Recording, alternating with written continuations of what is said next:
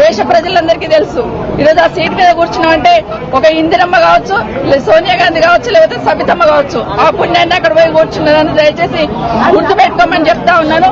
ఇప్పటికైనా మీరు మాట్లాడి వెళ్ళిపోయినారు, మరి నా పేరు తీసుకున్నారు, మరి మాకు మాట్లాడే అవకాశం ఇవ్వాలి కదా. అసెంబ్లీలో మాట్లాడే అవకాశం ఇవ్వకుండా దొంగల్లాగా పారిపోయినారు. ఈ రోజు అది కూడా చెప్తున్నాను, ఎందుకు పారిపోయినారు, మా సమాధానం మీద ధైర్యం కూడా మీకు లేదా.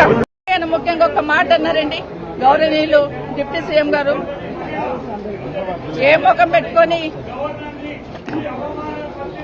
ఈ అసెంబ్లీలోకి వచ్చారన్నారు. మా కర్మగాలే వచ్చాం.